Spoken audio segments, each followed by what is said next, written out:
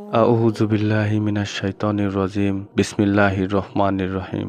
আসসালামু আলাইকুম। স্বাগতম আপনাদের আজকের নতুন পর্বের সাথে। তাহলে চলুন শুরু করা যাক। একবার ওমর ফারুক রাদিয়াল্লাহু আনহু কুফায় একজন গভর্নর নিয়োগ করেছিলেন। এমনিতেই সমস্ত সাহাবা ন্যায়পরায়ণ, সৎ ও নিষ্ঠাবান ছিলেন, কিন্তু এক্ষেত্রে গভর্নর আরও এক ধাপ অগ্রগামী ছিলেন। তার চোখে বিচারাদি সকল বিষয়েই ধনী গরিব, শিক্ষিত অশিক্ষিত, উঁচু নিচু এবং ছোট বড় সমান ছিল। কোনো ব্যাপারে কারো কোনো তোয়াক্কা না করে ন্যায়সঙ্গতভাবে বিচারাদি ও শাসন কাজ চালাতেন। এতে করে এক শ্রেণীর হোমরা-চোমরা ও ধনাঢ্য ব্যক্তি অসন্তুষ্ট হয়ে তার বিরুদ্ধে চক্রান্ত শুরু করলো। তারা বিশ্বস্ত সূত্রে জানতে পারল গভর্নর ওমর রাদিয়াল্লাহু আনহু এর সাথে সাক্ষাৎ করার জন্য মদিনা যাবেন। এই সুযোগে চাঁদা তুলে 2000 দিনার জমা করে তাদের কয়েকজন মদিনা যাত্রা করলো। সেখানে পৌঁছে গভর্নর যখন ওমর ফারুক রাদিয়াল্লাহু আনহু এর সাথে দেখা করার জন্য গেলেন, তখন তারাও সেখানে হাজির হলো। তিনি জিজ্ঞাসা করলেন, আপনারা কারা, কোথা থেকে এসেছেন, কি চান? তারা বলল, আমরা কুফার নাগরিক এবং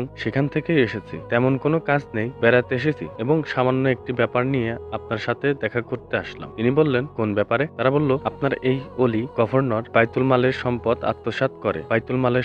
আত্মসাৎ করে আমাদের নিকট এই 2000 দিনার জমা রেখেছিল, ওটা আপনাকে ফেরত দিতে এলাম। ফারুক আজম রাদিয়াল্লাহু আনহু গভর্নরকে প্রশ্ন করলেন, তাদের অভিযোগ কি সত্য? তিনি বললেন, না, তারা মিথ্যা বলছে। আমি ওদের নিকট 4000 দিনার জমা রেখেছিলাম, কিন্তু তারা 2000 আত্মসাৎ করে বাকি 2000 জমা দিতে এসেছে। ওমর ফারুক রাদিয়াল্লাহু আনহু বললেন, তুমি এই কাজ কেন করলে? তিনি উত্তরে বললেন, আমি মরে যাবার পর ছেলে মেয়ের জীবিকা যেন ভালোভাবে চলে সেজন্য। তারা গভর্নরকে বিপদে ফেলতে এসে নিজেরাই বিপাকে পড়ে গিয়েছে ভেবে আমিরুল মুমিনিন ওমর ফারুক রাদিয়াল্লাহু আনহু এর নিকট ভুল স্বীকার করে ক্ষমা চেয়ে বলল, হে আমিরুল মুমিনিন, আপনার এই ওলি গভর্নর খুবই কড়া শাসক। শাসন কাজ চালাতে গিয়ে আমাদের কোনো পরামর্শ নেন না এবং আমাদের মান সম্মানের দিকে লক্ষ্য রেখে একটু এদিক ওদিক করে না। এতে করে আমাদের মান সম্মান ক্ষুণ্ণ হচ্ছে। কাজেই তাকে আমাদের ওখান থেকে সরাবার জন্য আমরা চাঁদা তুলে 2000 দিনার জমা করে এই ষড়যন্ত্র জাল বুনেছিলাম। আসলে উনি আমাদের নিকট 2000 তো দূরের কথা, 2 দিনারও রাখেননি। ওমর ফারুক রাদিয়াল্লাহু আনহু উক্ত গভর্নরকে